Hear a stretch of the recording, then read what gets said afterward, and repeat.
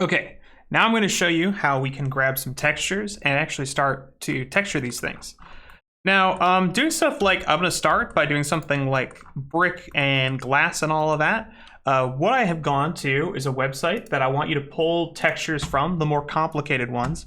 It's called texturehaven.com. We'll also be using HDRI Haven. Don't use Modeling Haven for any stuff here. I don't want you to use models from this because I want you to be making the models, but textures and HDRIs are something that you will definitely source as 3D artists. You're almost always, though, going to be making your own models. So I want you to, it's cool to source textures, but here's the crucial thing. If you're going to use any textures from Texture Haven, always, or any other location, so there's other places online you can get good physically based rendered textures from, just make sure that in your submission, in your ArtStation, you credit it. Otherwise, it looks like you're taking credit for the work. And if you didn't make the texture, that's a big deal. So we have in here some really, really nice stuff. And if we browse the collection, there's 218, which sounds like a lot, but it's actually not that many textures across a couple ranges. The point is these are pretty good, and they range from some outdoor textures that we're going to use when we do some rocks to some, like, things like asphalt, and some like concrete wall, bricks, leathers, stuff like that. What's cool about these is they include full physically based rendered materials, an AO, a diffuse, a height, normal, and roughness. So the difference between this is there's two different normal maps. Most of the time you can be pretty safe using the DirectX normal map. The only difference is the OpenGL normal map. You can see it looks like it flipped the top channel, the green channels, in two different directions. But it gives us a height, a diffuse map, which is what we use for our color, our ambient occlusion, which is sometimes used, and we might be using in this class, and then a roughness map, which is going to be really important. It doesn't include any metalness because there's no parts of this that are or aren't metal, so we need to worry about that. So when you see that, you can just download all maps, and they have different sizes. Don't use JPEGs. Stick with PNGs. Ideally, they'd have something like TGA or Targa, but PNGs are great. Even though they're a little bit better, their quality generally is higher and they're less compressed, so they tend to work better and run faster, even though they take up more space. 1K is probably fine for this class. I wouldn't go any higher than 4, though. So you can kind of pick out some of those. I've already downloaded a few to use in this project. One of which is I'm going to add to this object a new material, and we're going to call this one plaster. So I've sort of got a nice plaster material, and it's going to be in slot 1 for this, and I've got my plaster gray and all my different maps. So this one here, let's see, I want to get maybe the details view. Yeah, that's a roughness AO. You don't need to worry about that right now, what that means. So I need in here, I need my, I'm going to drag and drop it. I need my roughness. I'm going to need my normal. I'm going to need my diffuse. And I don't think I need to worry about the ambient occlusion map right now. I don't think we need to do that. So I have these different maps, and I want to Control T to make sure that I can connect it up to my vector and make sure all these are vectors, all the information on how to locate it is coming from the UV. So now I can come in here and take my roughness and plug my roughness back in here. I can narrow these down because I don't need the other information at the moment. And I can take my roughness and place this into roughness. I can take my diffuse and I can place it into base color. And so we can see already it's starting to do that. And then the last one is my normal. And you might say you can place the normal straight into normal, but there's a problem. This color is the wrong color because it's actually coming in as yellow, and I need it to be purple. Not only that, something that's really important with all of these is there's this color space.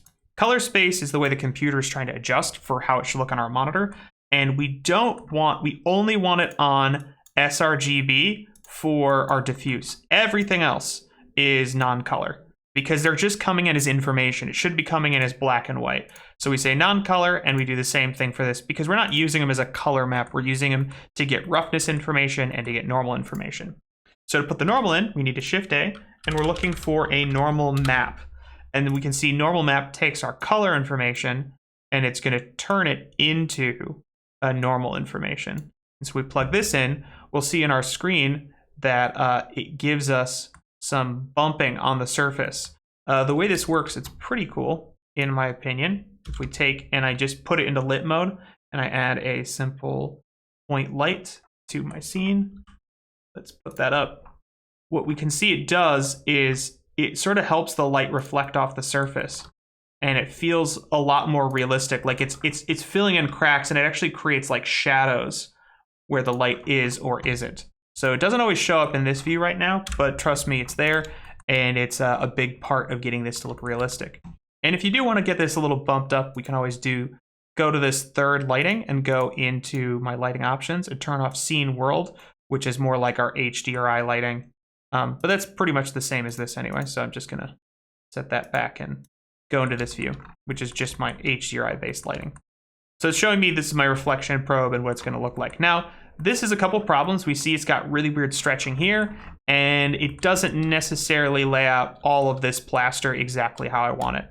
Not to mention, maybe I don't like some of the color of it. Maybe I think it's a little too dim or bright, but I can always mix stuff in. Similar to how you would in something like Photoshop, I can use in here a Shift A, and it's called a Mix RGB node. So not the Mix shader, that's two different shaders, wrong guy. Shift A, and I'm looking for Mix RGB. And what's cool about this is I can set it to mix with a different color. So in this case, I could mix it with red and give it like a reddish hue. But I also have all the little different values that you can find in something like Photoshop. So I can set it to something like screen and then set it to white. Let's set it to like a pure kind of white tone, HSV. And saturation all the way down to make it white. And then I can decide how much like lightness do I want to add to this. So I can like kind of control it and lighten it up a little bit. Just a nice thing that we can do, and a way that you can actually edit this after the fact. I can also use something like a color like value. So like I can set it to color, and it's actually going to try to like hue adjust it to whatever hue I have selected here. If it's trying to like tone it or tint it to whatever hue I have chosen. So some ways we can still modify stuff after the fact to get exactly the color I want. Maybe I want like a little bit more orange on it, and I'm gonna just tone that down a little bit so it's not quite as strong. So like little ways we can control this. But now let's talk about how we can actually unwrap some of these elements so it can look good. And like, how do I do the glass on the windows? Well, I'll show you both of those things. I'll show you how to do too. You might notice on textures.com, there's not a lot in terms of metals. Metals are actually not super easy to do with this kind of photo scanning. They're pretty easy to do with procedural based generation stuff. So let's create 2 more slots. And this slot I'm gonna call, let's make a new material in here in this slot, and I'm gonna call this glass underscore matte. And then I'm gonna create another slot in here, and I'm gonna call as a new thing, and this one's gonna be gold underscore matte. And so this will be like my gold trim kind of material. And we'll put it on a place or two just to see it. So let's go to my UV editor. And we can see that it's actually pretty easy to reassign more materials. So I'm going to take a face, and I have turned both of these into faces. And so now I can come into my material tab, go to glass matte, and I can assign just this material. So see, this is what multiple material slots do. I have to assign it, but it can go to a specific thing. And for glass, I'm just going to start off with a base color of black, and I'm going to do a roughness of 0. We can see already, hey, it kind of gets the idea across that it's supposed to be glass.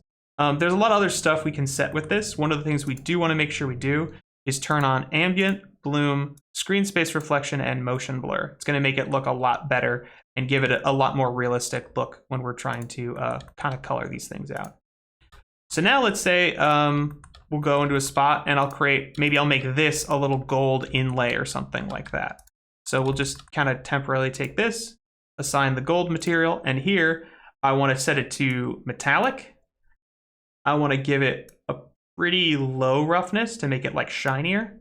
And then I'm going to give it, I don't need to go all the way like this. I just can give it a hint of color. So give it a little Split the saturation, keep the value pretty high. Because we see if it goes low, it gets too dark. So this is kind of the color it should reflect out. And it gives us like, ooh, nice and shiny. It's a little too clean, but we'll fix that in a second. So now, let's fix up and get our tiling on our actual material of our brick looking a little bit better using our UVs. So this is really important because we want to make sure, and I'll just look at one piece by itself, and let's turn off my array modifier so it's not a distraction for us. What we want to do is like fix up these little areas and get it all laid out. So the easiest thing to start with is doing my unwrap. And so we can do a smart UV project, which usually gives me pretty decent results to start with. Personally, I like to switch over to this viewport shader because it makes some of this more obvious when I'm doing it. So I'm going to say U, and I like to do a smart UV project just using the default settings. I like to come into here, hit A, go to UV, and then I'm going to do seams from islands. So this kind of turns whatever my islands are into seams. So I know what I do and don't want broken up. And I know I want this to all be continuous as well as that. So I'm just going to click and shift select all the things I don't want to have seams on. Control E. Okay, let's do clear seam. The rest of these seem like they're in pretty logical locations. So I'm going to say they're okay. I'm going to say A, and now I'm going to do a new unwrap with these settings.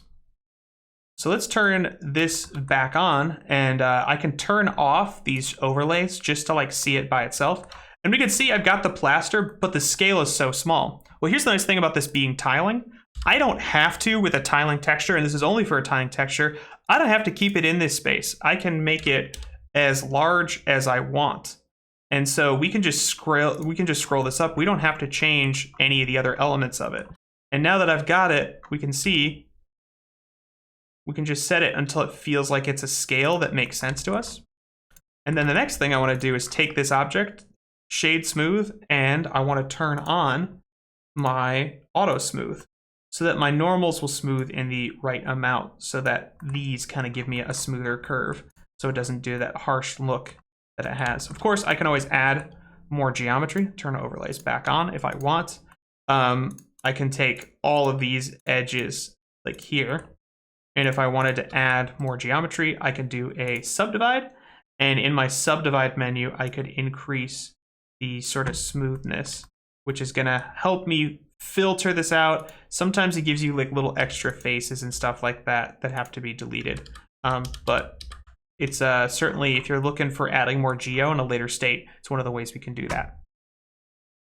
So now I got one more issue. I like my gold, it's too shiny, and my window also too shiny. How do we add a little bit more realism to both of these? Let's go into our shading menu now.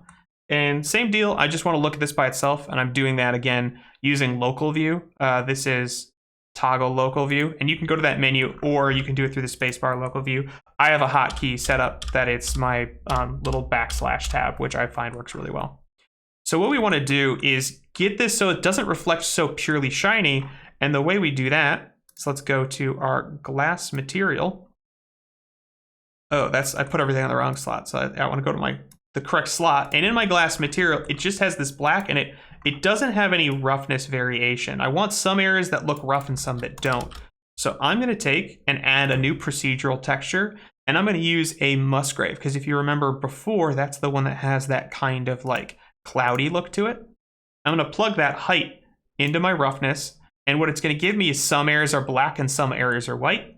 Let's really up the scale. Let's up the detail, and I can change things like my dimension, because it's going to give us this, and like the lunacrity is like how much it's like kind of jumbled up.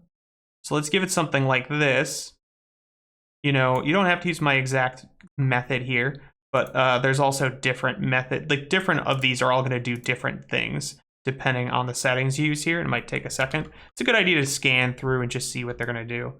But let's say I want this scale. Okay, now the problem though is I have some areas that are purely shiny and some aren't, because if you look at this as a color, and another nice thing about this, something I like to use a lot is, remember we turned on that node wrangler. If I hold Control and Alt or Option, and I, let's see, it's Control and Shift, I can control shift click and it creates a temporary viewer that'll show me what this looks like.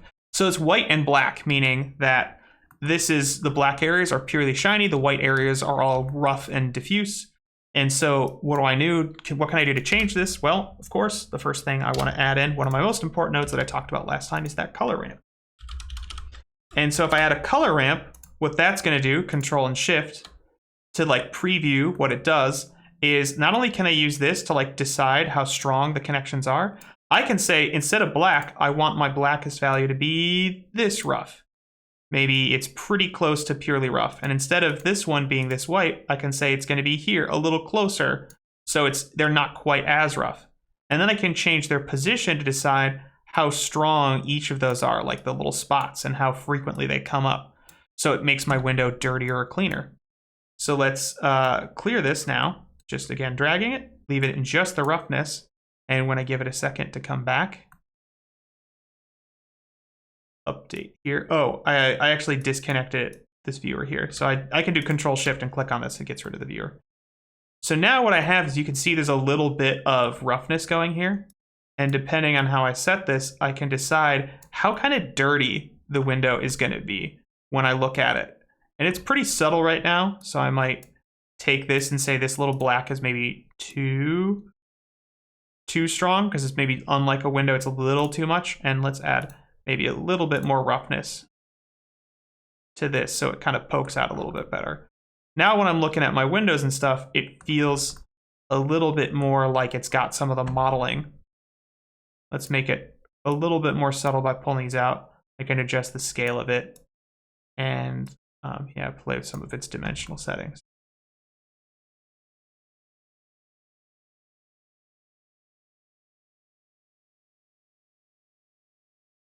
Not quite, and I can hold shift to like really reduce how much this goes. So there we go, we got this now.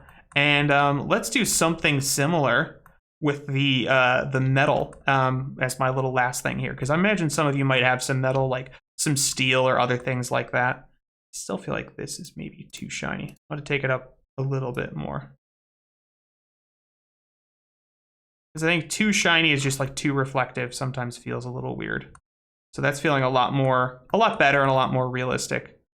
Now what I'm going to do is let's go to this third slot and let's look at the gold material. I'm going to do the same kind of thing here, of course.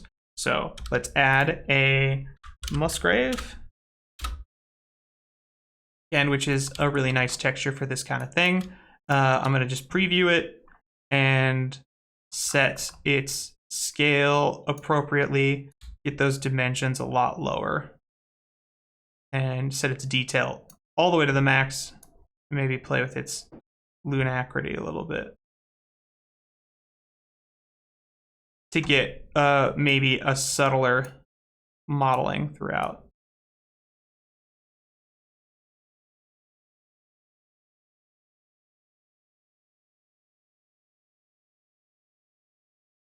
So maybe a little bit more distributed. And then I can plug this into, again, my roughness. Select in between here, because this is like, wow, that's crazy how different that is. This will have more variation because something like metal picks up a lot of corrosion. So color ramp. Again, just controlling black and white. So instead of pure white, which is purely rough, on this last one, I'm going to go down to about here. And instead of pure black, which is super, super shiny, I'm going to come up into the middle a little bit here. So it feels a little bit more appropriate to it. And then I'm going to add some actual surface noise that's like a little bit of that bumping. So let's add a noise, like a noise texture or white noise texture. There's a bunch of different noises. So something like this here, this white noise is just if I control shift and plug it in, you can see what it's to do. I switch it over to 2D. Will it do more what I want here? The scale, it's not giving me what I want. So instead of white noise, let's try the other one, like our noise texture. Let's see what this does for us. If this is more appropriate. Okay, noise texture is a little bit better because I can really up the scale.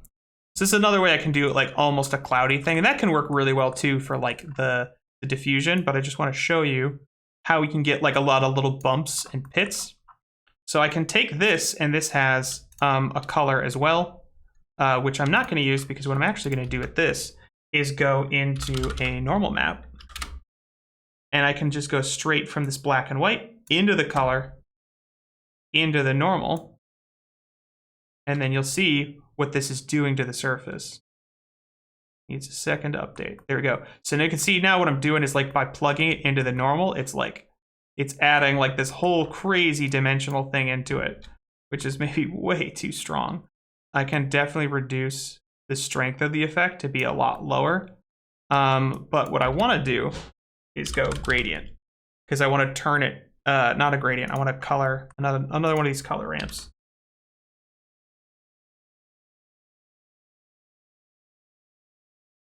What I want here, oh, you know what? I just thought about what I do, because I'm still trying to convert this into a normal map. That's not actually what I want. Say,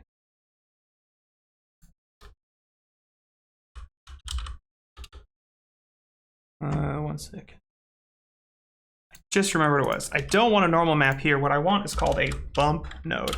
So a bump node, instead, we see it takes in height information, and it can take a height, like something coming from my noise texture, as height, and it can output it as a normal, and I can plug that straight in.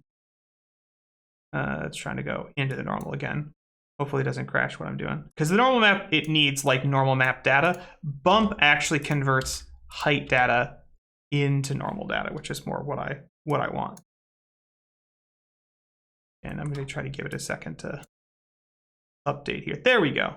This is more what I want. So what we can see here is it's kind of like bumping the surface based on the noise. So I can reduce the strength, make it a lot more subtle of an effect. So really pulling down my bump to make it smaller and smaller. And it kind of gives me that roughness on the surface. I can again use a gradient map to help control that. What's cool too about using a gradient ramp, or not a gradient, color ramp. If I plug a color ramp in here and I do a little control shift and click on the color ramp to preview this node, this is where things start getting a little slower when you start throwing more things at it. I can see that it's going to take black is going to be like low and white are going to be the high points. And so if I invert this and I say, let's just do like the closer we get together, the more it's going to give me these little points. And what this gives me is like, it's a kind of a cool like pitting effect. So control shift and click back into here. And so that black and white is going into this, which I can up that strength. And we can see it's using this and it's kind of eroding away at the surface of it, giving me a little bit of like a kind of a pitting effect. Still think my roughness is too high here. I'm gonna replace this one with a noise texture because I like how that noise texture looks. It's a nice like clouds kind of based super simple texture. I can bring that in and just get its scale to be correct. So give it a pretty high scale and a fair amount of detail. That's nice. Roughness, sort of the divisions between it. So now let's go take a look at our building all together. You know, some of this is a little strong, but I can always play with these sliders to see in real time how it's changing the look of it. And lower, and maybe make the strength a little, just like little subtle kind of knock in too. And I can do the same thing, like I can do color variation and stuff like this on the surface too. But this will be nice for what we're trying to do. Let's get back into layout and let's look at my image sort of preview here. And one of the things you'll see, let's turn it on and hit my array, is I don't have it on all these other ones. And so I'll need to make sure I texture all of these other guys too. But just by this by itself, if let's add another array. And I'll do this array is going in the z-axis of 1. Oh, I guess it's y on this. And so there you go, you're getting your textures. And so you only have to texture a couple objects and you have the stuff you need for your scene. So playing the combination of some procedural generated stuff and the stuff you make yourself, as well as check out online. There's like really great YouTube videos that go deep into like procedural this and procedural that. They're really fun to play with if you like nodes. If not, there's plenty of textures online. Just make sure, either way, if you follow the tutorial to learn how to do some other procedural materials, or you use something from textures.com, just make sure that you properly credit everything so that you know, everybody knows where you got it from. All right, everybody. Thanks, and I'll see you in the next one.